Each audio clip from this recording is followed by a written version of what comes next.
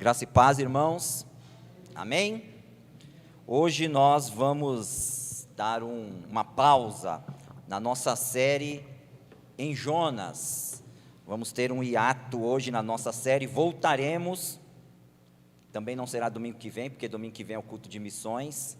Mas daqui a 2 domingos a gente volta em Jonas. Fiquem tranquilos que a gente seguirá em Jonas e terminará essa série. Mas hoje eu peço que você abra comigo em João capítulo 8. Evangelho segundo João capítulo 8. O triunfo da graça. Essa é a nossa mensagem de hoje. João capítulo 8.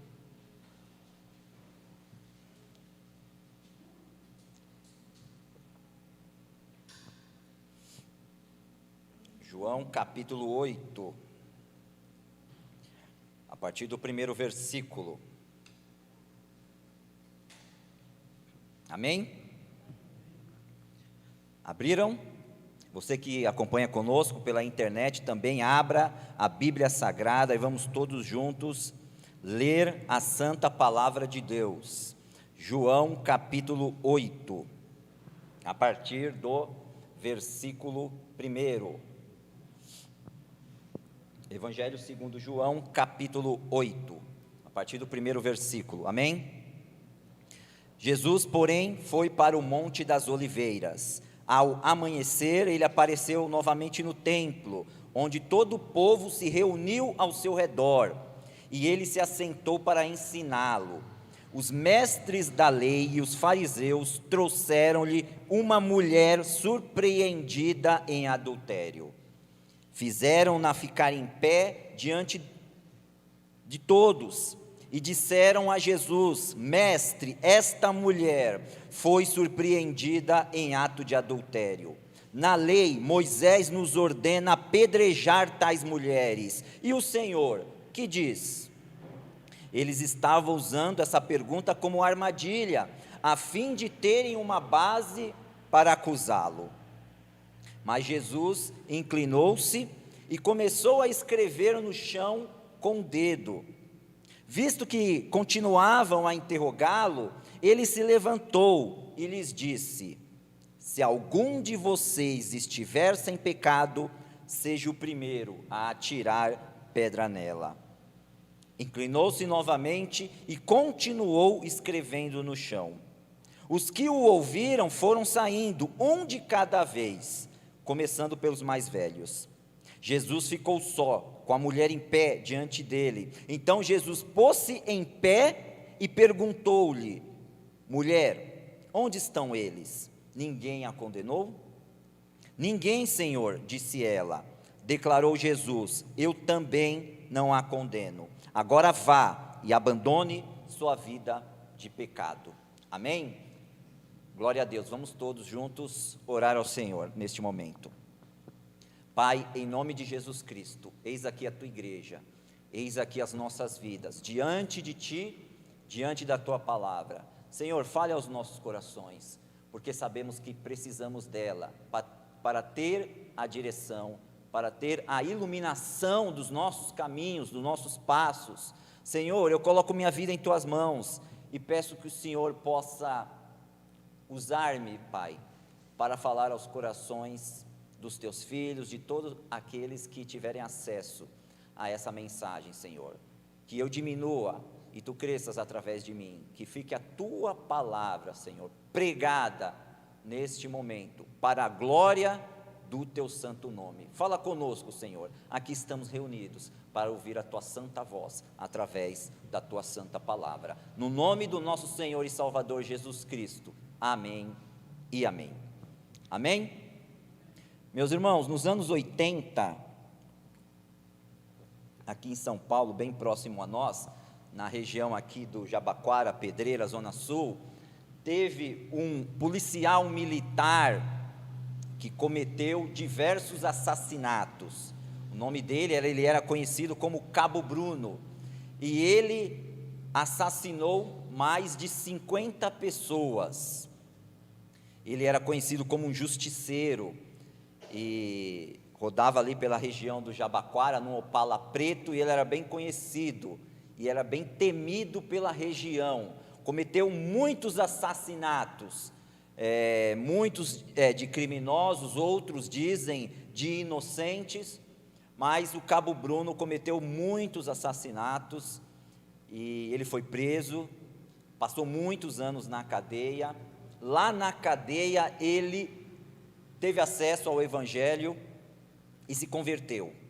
Também lá na cadeia ele se tornou um pastor e pastoreava ali na igreja do presídio, isso por muitos anos. Saiu da prisão, estava congregando numa igreja, se eu não me engano estava pastoreando também, e aí num determinado momento ele foi assassinado, talvez por algum acerto de contas, ele foi assassinado. Mas essa história, meus irmãos, me chama muito a atenção, em particular, para nós vermos e refletirmos acerca do alcance da graça do Senhor. Eu não sei você, mas eu, muitas vezes, quando eu lido com a graça de Deus de uma forma, eu fico constrangido. Eu não sei se você já teve essa experiência. Um constrangimento ao lidar com a graça de Deus. Ao ver a nossa situação, tão pecaminosos diante de um Deus santo, mas vermos e sabermos o quanto Deus age conosco, age em nós, através da sua graça. Isso constrange.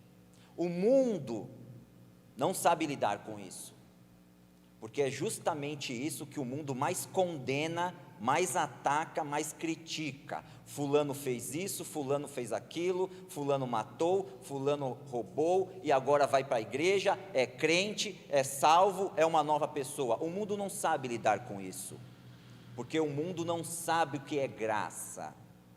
O mundo não sabe lidar com a oferta de graça que Deus manifesta e manifestou na pessoa de Jesus Cristo. O que é graça?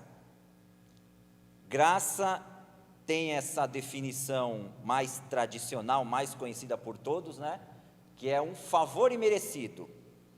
Mas eu gosto de uma definição que certa vez eu ouvi, que define bem o que é graça. Graça é você receber o que não merecia. Graça é receber o que não merecíamos. E foi isso que aconteceu com cada um de nós. Nós recebemos de Deus aquilo que não merecíamos. Nós vemos aqui neste episódio da palavra de Deus, um episódio, um evento que ilustra claramente o que é a graça de Deus. Nós vemos aqui, neste episódio que acabamos de ler, claramente a manifestação da graça do Senhor. Hoje, na nossa escola bíblica dominical, nós tivemos uma aula, domingo passado e hoje, com esse tema, a clareza da Escritura. Nós estudamos, nós vimos que a Bíblia é clara na sua mensagem.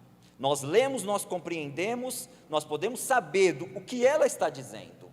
E aqui nós temos um exemplo desta clareza, um episódio, um evento onde a graça é manifestada claramente, um grande retrato. Quando eu penso em graça, quando eu penso no perdão de Deus, este, por exemplo, é um texto que já vem logo à mente. Eu queria falar sobre isso hoje, é por isso que eu trouxe esse texto hoje. Se nós pudéssemos, tem algumas palavras, né, que a gente pode resumir o grande plano de Deus para conosco, seres humanos, e uma delas é graça. Poderíamos usar outras, né? Amor, perdão, sacrifício, mas uma delas é graça. Tudo é pela graça.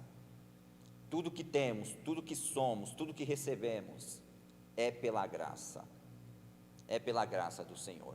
E quando olhamos para esse mundo tão terrível, tão cruel, tão maldoso, tão pecaminoso, quando olhamos para as nossas vidas, também, quando nós vemos o pecado que está em nós, a sujeira que está em nossos corações, nós temos uma certeza, que a graça triunfa, a graça vence, porque é somente pela graça, meus irmãos, é somente pela graça do nosso Senhor. Nós precisamos conhecer esta graça, nós precisamos manifestar esta graça do nosso Deus. Nós vemos aqui, na palavra de Deus, um momento muito difícil e muito constrangedor. O Senhor Jesus estava pregando, ensinando como de costume lá no templo, e então vem até ele os mestres da lei e os fariseus, trazendo uma mulher que foi flagrada em adultério. Os mestres da lei e os fariseus, nós sabemos quem eram os líderes religiosos, eram aqueles que estudavam as Escrituras, que ensinavam as Escrituras, eram aqueles responsáveis por pregar, por ensinar, por fazer com que a palavra de Deus fosse aplicada, fosse manifestada ali no povo de Israel. Só que nós sabemos também, infelizmente, qual era o contexto, de vida dos mestres da lei, dos fariseus, a hipocrisia, a desobediência diante de Deus. E aqui nós vemos mais um episódio. Os mestres da lei e os fariseus surpreendem uma mulher em adultério e a trazem para Jesus, colocam diante de Jesus, colocando uma questão diante de Cristo. Eles invocam a lei de Deus, lá o Antigo Testamento, que tinha uma punição, que havia uma consequência para o pecado do adultério. E qual que era esta punição? Na lei, era a morte, era a condenação, era o apedrejamento. Você pode ver isso em Levítico, capítulo 20, versículo 10, você pode ver isso em Deuteronômio 22, 22, e em outras partes também do Antigo Testamento. A lei de Deus havia determinado uma punição para esse pecado terrível que era o pecado do adultério. Os fariseus e os mestres da lei trazem essa mulher para Jesus. Só qual que era a intenção deles? A palavra nos diz, a intenção deles não era realizar justiça, não era manifestar a justiça, não era manifestar a palavra de Deus. A intenção deles era de fazer uma armadilha para o nosso Senhor Jesus. Em primeiro lugar, já começa que ninguém comete adultério sozinho. Um adultério é cometido por um homem e uma mulher, certo? E a palavra de Deus diz isso. A palavra de Deus diz que o homem e a mulher devem pagar por este pecado, mas aqui nós vemos que é levado para o Senhor Jesus apenas a mulher, porque a intenção deles, na verdade, não estavam preocupados com a lei, não estavam preocupados com a justiça, não estavam preocupados com a obediência ou com a santidade, eles estavam preocupados em arrumar uma forma de acusar Jesus. Eles estavam tentando fazer uma armadilha para pegar Jesus, e verdadeiramente eles conseguiram colocar Jesus numa sinuca de bico, porque eles colocam esta questão diante do Senhor Jesus. Olha, essa mulher foi pega em flagrante adultério, e a lei nos diz que deve ser condenada, deve ser morta, apedrejada. E aí, Jesus, o que você nos diz agora? O que nós fazemos com esta situação, com este caso? E Jesus estava realmente numa situação complicada, porque se o Senhor Jesus realmente concordasse com os mestres da lei e dissesse, vocês estão certos, a lei de Deus diz isso, ela tem que ser morta, ela tem que ser apedrejada. O Senhor Jesus, em primeiro lugar, estaria contra a lei de Roma, porque como Israel aqui na época estava subjugado por Roma, ninguém tinha autoridade de decretar ninguém à morte. Os judeus, mesmo com a aplicação da sua lei, não podiam, tinham que pedir autorização para Roma. Por isso, por exemplo, que o Senhor Jesus foi levado para Pôncio Pilatos, no seu julgamento, porque não poderia ninguém ser condenado à morte sem autorização de Roma. Se Jesus aceitasse a acusação dos mestres da lei, ele, em primeiro lugar, estaria contra Roma, mais um motivo que eles teriam para acusar Jesus, estava se voltando contra Roma.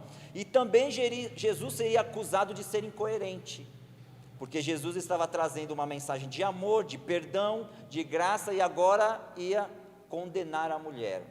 Se Jesus aceitasse essa condenação, seria acusado dessa forma. Por outro lado, se Jesus absolvesse a mulher, não vai acontecer nada com essa mulher, ele seria acusado de estar contra a lei de Deus, ele seria acusado de estar contra a lei de Moisés, ele seria acusado de desobedecer claramente a palavra de Deus. Então, os mestres da lei, os fariseus, tramaram uma situação ali para colocar Jesus na berlinda, para fazer uma armadilha contra o Senhor Jesus. Mas o que o Senhor Jesus faz?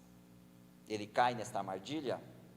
Não. O Senhor Jesus maravilhosamente manifesta a sua sabedoria ao lidar com essa situação, a sabedoria de Deus. O texto nos diz que o Senhor Jesus começou a escrever no chão, não sabemos, não tem como saber o que verdadeiramente Jesus estava escrevendo ali, mas os fariseus estavam insistindo com o Senhor Jesus, querendo que o Senhor Jesus dissesse algo, e o Senhor Jesus diz, ele se levanta e diz para os mestres da lei: se algum de vocês estiver sem pecado, seja o primeiro a tirar pedra nela.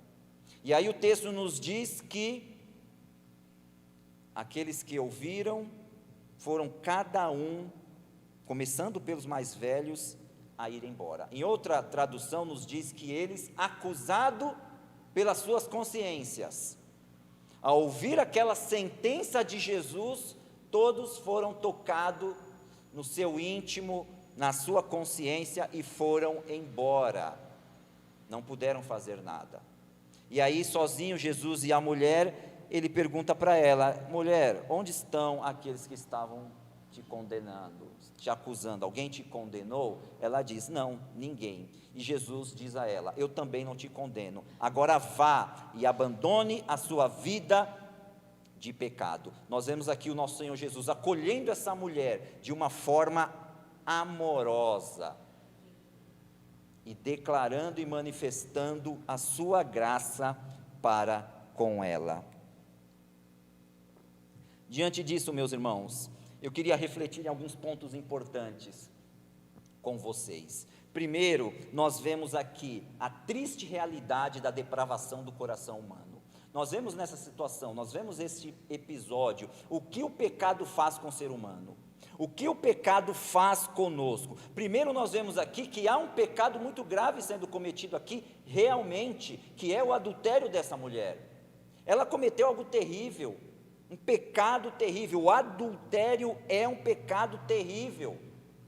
A lei do Senhor, os mandamentos, por exemplo, tem no 7º mandamento: não adulterarás. É uma quebra de uma aliança, é uma traição, é algo terrível, é a quebra da santidade, é a quebra da fidelidade no casamento. Por outro lado também, nós vemos ali a hipocrisia, a falsidade, a perversidade da manipulação dos fariseus e dos mestres da lei, porque eles não estavam preocupados com a lei, com a justiça, com a santidade, muito menos com a mulher. Eles só queriam arrumar uma situação para acusar Jesus, eles só queriam alguma situação onde eles pudessem fazer com que Jesus fosse ali ludibriado, e eles tivessem mais motivos para condenar, para acusar o Senhor Jesus. Mas nós vemos, meus irmãos, neste quadro, e o nosso Senhor Jesus lá no meio, a manifestação terrível do pecado humano. E é interessante, meus irmãos, que quando o Senhor Jesus, ele diz para todos ali: aquele que estiver como aqui a tradução da NVI nos diz, né? Se algum de vocês estiver sem pecado, seja o primeiro a tirar pedra nela. Muitos, quando leem essa passagem, entendem como se estivesse dizendo: olha, alguém que nunca pecou, alguém que não peca. Não é nesse sentido que o Senhor Jesus está dizendo. O sentido que o Senhor Jesus está dizendo aqui é se referindo àqueles homens, àqueles mestres da lei, àqueles fariseus, porque eles tinham em seus corações, em suas vidas, o mesmo tipo de pecado que essa mulher. Era isso que eles, nesse sentido que o Senhor Jesus estava perguntando. É como se ele estivesse dizendo assim: olha, aquele que não cometeu, que não comete esse mesmo pecado que essa mulher está cometendo, então atire a primeira pedra. E a lei dizia que os testemunhas teriam que ser o primeiro a atirar a pedra. Por isso que Jesus disse: seja o primeiro a atirar, porque o testemunha, aquele que presenciou, aquele que tinha prova da situação, ele era o primeiro que tinha o direito de atirar a pedra. Se ele atirasse como o primeiro, todos os outros ali veriam que a situação era verídica e continuariam na situação do apedrejamento. Quando o Senhor Jesus diz: olha, se houver alguém aqui nesta situação, então que atire a primeira pedra. O Senhor Jesus está dizendo, em outras palavras: vocês que estão acusando esta mulher, estão na mesma situação. Vocês cometem o mesmo pecado. Vocês também caem nessa mesma sujeira da infidelidade, do adultério, por exemplo. E é por isso que eles foram acusados pela consciência. É por isso que com a palavra de Jesus eles caíram em si. Realmente não temos condição nenhuma de acusar essa mulher. E cada um foi saindo. Mas nós vemos essa sujeira do pecado do coração humano. Nós vemos aqui amostras, exemplos do que é o pecado, do que o pecado faz com o ser humano. Nós podemos ver aqui o espelho, o reflexo da depravação do nosso coração. Porque, meus irmãos, não se assustem com isso, nós não somos muito diferentes da mulher pega em adultério ou dos fariseus e do mestre da lei. Nós não somos diferentes de nenhuma dessas situações. Nós somos tão pecadores quanto eles. O nosso coração é tão sujo quanto eles. Talvez você possa pensar: não, mas eu não cometeria esse tipo de pecado, não, eu não faria determinada coisa, jamais eu seria como o Cabo Bruno, que matou mais de 50, não é isso que eu estou querendo dizer, meus irmãos. O que eu estou querendo dizer é que o nosso coração, o coração de todos nós, o coração do ser humano, ele é sujo, ele é depravado, diante do Deus santo, diante do Deus bendito, diante de um Deus que não tem relação com um pecado. Nós nos deparamos com essa situação e nós vemos o quanto somos devedores. Diante do Senhor Jesus estavam essas situações. Quando nós nos deparamos com Cristo, quando nós nos encontramos com Cristo, fica exposto a maldade do nosso coração. Eu me lembro da época que eu entreguei a minha vida para o Senhor Jesus, e uma das primeiras e principais percepções que eu tive foi isso: como o meu coração é sujo, como o meu coração é pecaminoso. Se não fosse essa graça de Cristo, se não fosse esse perdão do Senhor Jesus, o que seria de mim? Quando nós lidamos com a santidade de Jesus, quando nós somos confrontados com a palavra de Deus, fica exposta a sujeira, a depravação do nosso coração. Veja aqui que no evento, aqui no episódio, o Senhor Jesus não vai falar da mulher, da situação da mulher ali, ele não vai falar também da perversidade, da malícia dos mestres da lei fariseus, mesmo sabendo que eles estavam fazendo isso, ele não vai citar essas coisas, porque fica exposto aqui a sujeira que há nos corações humanos. Ele não coloca nenhuma nem outra situação como maior ou como pior, mas fica claro aqui, infelizmente, o coração humano. Nós vemos na palavra de Deus, quando Deus trouxe o dilúvio. Por que o Senhor trouxe o dilúvio? porque a perversidade já dominava a terra. E qual que era a intenção de Deus? Era fazer a limpeza. Encontra Noé, um homem justo, e ele salva apenas Noé e a sua família lá na arca. E aí eu pergunto para vocês: acabou o pecado? Depois do dilúvio, aí ficou tudo certo, zerou tudo? É claro que não, porque haviam ali homens pecadores, e o pecado continuou, a maldade, a incredulidade, porque logo em seguida do episódio da arca, nós vemos a Torre de Babel. Nós vemos eles tentando construir a Torre de Babel para chegarem até Deus, ou elevarem o nome deles até o nome do Senhor. O homem, ele tenta agarrar a sua própria moralidade, a sua própria justiça, a sua própria obra.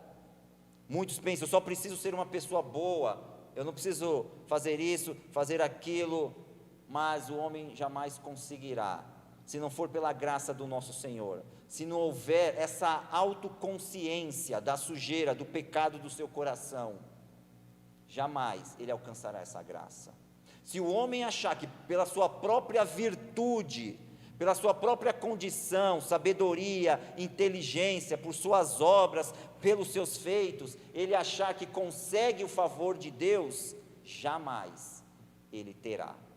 Mas quando ele reconhece quem ele é, reconhece o seu coração e a sujeira que há nele, ele dá o primeiro e grande passo para alcançar essa graça maravilhosa de Deus. E aí, meus irmãos, nós vemos também um outro ponto interessante que eu trago aqui para nós: a maravilhosa manifestação da graça de Deus. Nós vemos aqui claramente a maravilhosa manifestação da graça de Deus. O Senhor Jesus, diante dessa situação, diante da acusação dos mestres da lei, depois daquilo que ele diz, que todos vão embora, ninguém acusa mais a mulher, ninguém mais quer apedrejar a mulher, e fica ali somente o Senhor Jesus, e somente aquela mulher. O que o Senhor Jesus diz para ela? Primeiro ele pergunta: cadê os teus acusadores? Ninguém mais está aqui? E ela diz: não, ninguém mais. E o Senhor Jesus diz a ela: nem eu te condeno. O Senhor Jesus expõe ali para aquela mulher e para todos nós a maravilhosa manifestação da sua graça. A palavra de Deus nos diz que Jesus não veio para julgar, mas ele veio para salvar. Porque se ele viesse para julgar, esse mundo não existiria mais. Ele veio para salvar, ele veio para trazer a sua graça. Haverá o dia que Cristo voltará para julgar a todos, mas Cristo veio como Deus vivo, enviado a este mundo, para trazer a sua salvação, para trazer a sua oferta de graça. E foi isso que aconteceu com essa mulher. Ela teve um encontro com a maravilhosa graça de Cristo, diante da sua sujeira ali exposta, diante da sua vergonha ali manifestada a todos. Esta mulher se encontra com a graça de Jesus. Ao ser exposta ao seu próprio pecado, ela teve este vislumbre maravilhoso da graça de Cristo, porque Cristo disse para ela: olha, eu não te condeno. E por que o Senhor Jesus disse isso para essa mulher? Eu não te condeno. Primeiro lugar, porque ele poderia condenar aquela mulher, porque ele sim era santo, ele sim não tinha pecado, ele era o Senhor, ele era Deus, ele poderia condenar aquela mulher, flagrada naquele pecado terrível, mas o Senhor Jesus disse para ela: olha, eu não te condeno, porque ele sabia que ele iria morrer por aquela mulher também. Porque ele sabia que ele iria para a cruz, que ele iria morrer pelos nossos pecados, que lá na cruz ele levaria os pecados de todos aqueles que se entregassem para essa oferta de graça. Esse pecado desta mulher, esse pecado de adultério, iria sobre Jesus na cruz. Jesus sabia que ele iria tomar sobre si na cruz o pecado desta mulher, e é por isso que ele disse para ela: eu não te condeno. assim como foi conosco. Por isso que Cristo, no nosso encontro com Ele, Ele disse para nós: eu não te condeno. Quando você esteve exposto ao pecado e à sujeira do seu coração, Cristo disse para você: eu não te condeno, porque lá na cruz, o Senhor Jesus levou sobre Ele o seu pecado, levou sobre Ele a condenação que estava sobre você. Isso é graça, meus irmãos. Isso é a maravilhosa manifestação da graça de Deus, essa graça que todos nós necessitamos. Quanto mais nós vemos a nossa impureza, a depravação do nosso coração, mais nos vemos necessitados da graça do Salvador. E essa graça que está sobre o mundo, essa graça de Cristo que é oferecido para todos, e essa graça que nos alcançou.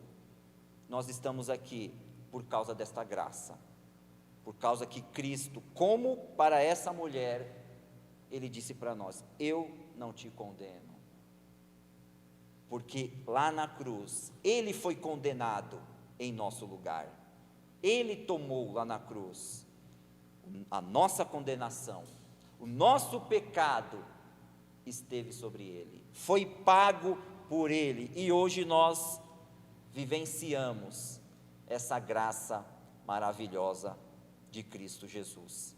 Amém? Romanos capítulo 3, abra lá comigo, Romanos capítulo 3,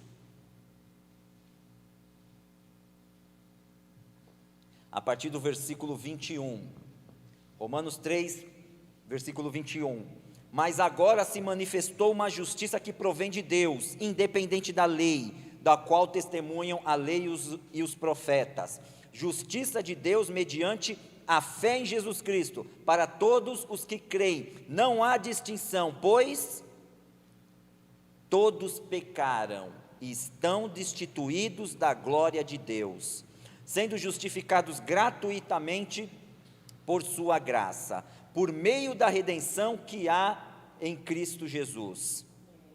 Deus o ofereceu como sacrifício para propiciação, mediante a fé, pelo seu sangue, demonstrando a sua justiça. Em sua tolerância, havia deixado impunes os pecados anteriormente cometidos, mas no presente, demonstrou a sua justiça, a fim de ser justo e justificador daquele que tem fé em Jesus. A lei de Deus, a palavra de Deus, escancara o nosso pecado. A lei existe para isso, para mostrar o quanto somos devedores, o quanto nós falhamos, o quanto nós erramos diante de Deus, o quanto nós precisamos de redenção, o quanto precisamos dessa graça, o quanto precisamos ir até Cristo, até Jesus. Mas em Cristo nós temos esta graça. Deus, pela nossa fé em Cristo, Ele é o justo e o justificador, aquele que nos justifica, que nos santifica pela fé em Cristo Jesus. Isso é graça, meus irmãos. Tem algo mais maravilhoso neste mundo do que esta graça oferecida para todos nós? O nosso pecado, a nossa sujeira foi sobre Cristo. Deus ofereceu Cristo como sacrifício para levar essa nossa sujeira, essa nossa depravação, esse nosso pecado, para ser o justo, aquele que não tinha pecado, e somente aquele que poderia pagar a nossa pena, e ser o justificador, aquele que nos justifica pela sua fé, pela fé que temos em Cristo Jesus. E terceiro, nós vemos aqui um chamado à santidade. Diante então do que Cristo diz para essa mulher, Ele encerra dizendo a ela: agora vá e abandone a sua vida de pecado. Veja que o Senhor Jesus, ao manifestar a sua graça maravilhosa para ela, mas ele também chama essa mulher para uma vida de santidade, para uma nova vida com Cristo Jesus. Ele não aprova a situação dela, ele não passa a mão pela cabeça do pecado desta mulher, mas ele chama ela a uma vida de santidade. Muitos usam este episódio como uma licença para viverem da maneira que quiserem, né? Todos somos pecadores, atire a primeira pedra quem não tem pecado, não é isso que dizem por aí? Então podemos viver do jeito que quisermos, porque todo mundo tem pecado, mas o Senhor Jesus, Ele traz a graça, mas também Ele chama a santidade. Ele diz para essa mulher: vá e abandone a sua vida de pecado. A graça estava sobre ela, porque Cristo não a condenou, Cristo a salvou, a perdoou, mas Ele também a chamou para essa nova vida, para essa vida de santidade. O Senhor Jesus chama aquela mulher para um novo tempo em sua vida. Jesus chama aquela mulher para um novo nascimento. A partir daquele momento, a partir daquele encontro que essa mulher teve com Jesus, ela teria que ser uma nova pessoa. Ela não poderia continuar com as velhas práticas, com a velha vida. Como o Senhor Jesus disse para Nicodemos: ninguém pode ver o reino dos céus se não nascer de novo, se não for uma nova criatura, se não houver mudança de vida. Aquela mulher, ao encontrar a graça de Jesus, ela deveria se arrepender da sua vida pecaminosa, e esse é o verdadeiro arrependimento. O arrependimento é isso, é você deixar o pecado, você confessá-lo, você não mais desejar cometê-lo, e você buscar um novo tempo de santidade com o Senhor. Isso é arrependimento. Você deixar o pecado e buscar um novo tempo de arrependimento e de santidade com o nosso Senhor. O Senhor nos chama à santidade. Não podemos viver as nossas vidas acostumados com o nosso pecado. O Senhor Jesus diz para mim e para você nesta noite: vá e abandone o seu pecado. Qual é o pecado que está na sua vida? O que é aquilo que você está cometendo, e você sabe que você está cometendo, e você precisa abandonar? A graça do Senhor está sobre você. O Senhor Jesus foi condenado lá na cruz para levar o seu pecado. Agora você tem que abandoná-lo e viver essa nova vida de santidade. O Senhor nos chama para essa santidade. Romanos capítulo 6, leia comigo, Romanos capítulo 6. Romanos 6, versículo 1, leia comigo.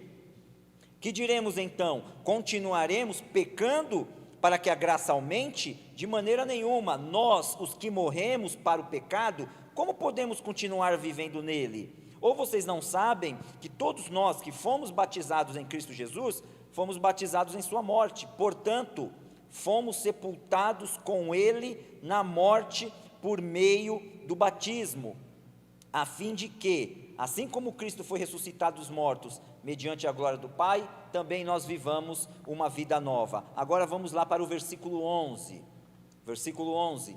Da mesma forma, considerem-se mortos para o pecado, mas vivos para Deus em Cristo Jesus. Portanto, não permitam que o pecado continue dominando os seus corpos mortais, fazendo que vocês obedeçam aos seus desejos. Não ofereçam os membros do corpo de vocês ao pecado como instrumentos de injustiça. Antes, ofereçam-se a Deus como quem voltou da morte para a vida, e ofereçam os membros do corpo de vocês a Ele como instrumentos de justiça, pois o pecado não os dominará, porque vocês não estão debaixo da lei, mas debaixo da graça. Amém? Ofereçamos os nossos corpos a Deus em santidade, porque nós morremos com Cristo, nós viveremos para Ele. Esse é o nosso chamado, meus irmãos, um chamado à santidade. Não brinque com o pecado. Não lide com o pecado de uma forma amistosa, mas faça guerra contra o pecado. Diante dessa situação terrível com a mulher, o Senhor Jesus disse para ela: abandone a sua vida de pecado, porque se ela não fizesse isso, se ela continuasse nessa situação, de nada adiantou o que Cristo fez a ela.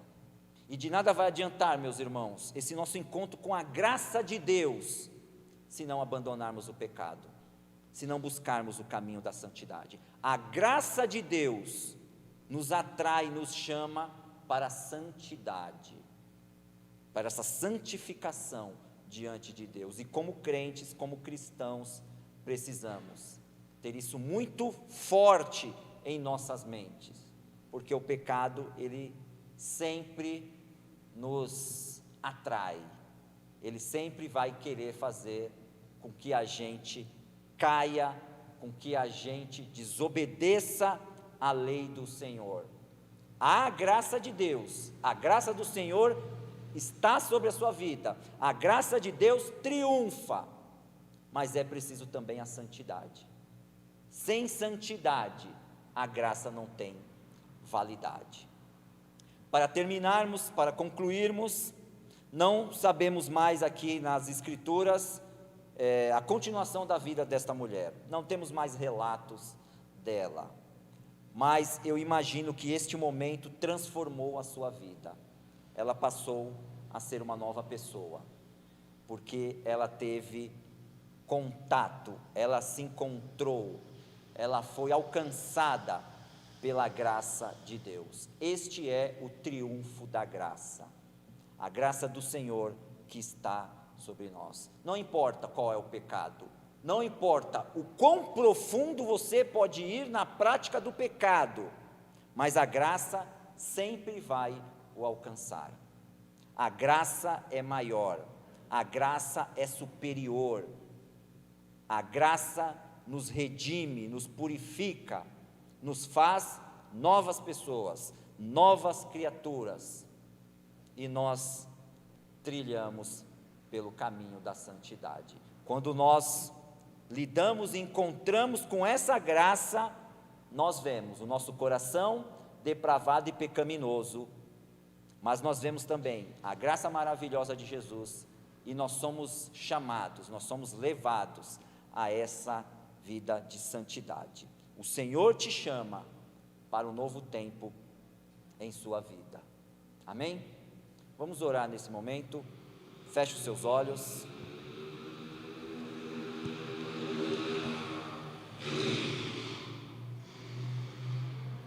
Senhor meu Deus Todo-Poderoso, eis aqui, Senhor, as nossas vidas, eis aqui a Tua igreja, Pai.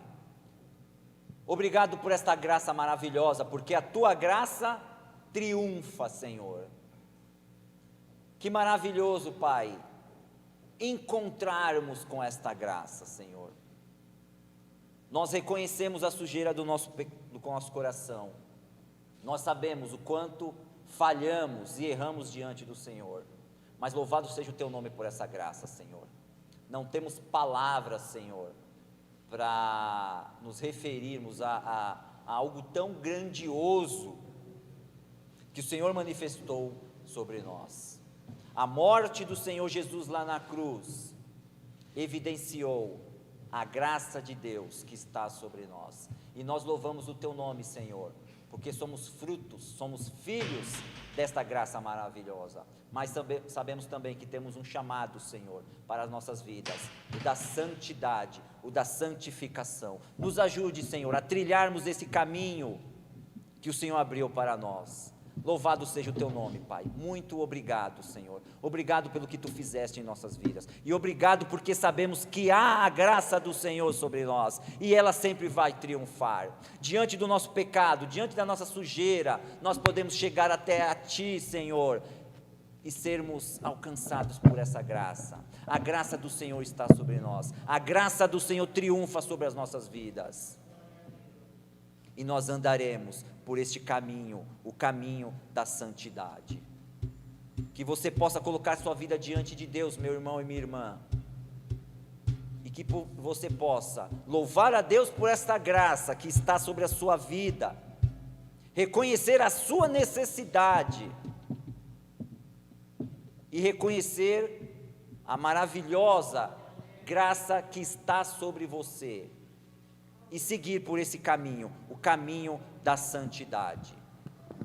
Louve a Deus pela graça do Senhor sobre a sua vida e abandone o pecado, os pecados que estão sobre a sua vida, e viva para Cristo, viva para louvar, para glorificar, para adorar ao Senhor, por essa graça maravilhosa que está sobre nós. Louvado e exaltado seja o teu nome, Senhor. Obrigado pela tua palavra, e continue a falar aos nossos corações, continue, Senhor, a transformar as nossas vidas, a nos quebrantar e fazer com que a cada dia sejamos, Senhor, transformados, sejamos cada dia mais semelhantes a Ti, Senhor Jesus, pela manifestação da Tua graça, através da pregação da Tua santa palavra. Eis aqui as nossas vidas, eis aqui o Teu povo, Senhor, diante de Ti, para viver a Tua vontade, para obedecer e para glorificar o Teu nome, por essa obra maravilhosa que o Senhor realiza em todos nós. Muito obrigado, Senhor, nós louvamos a Ti, no nome do nosso Senhor Jesus Cristo, amém e amém.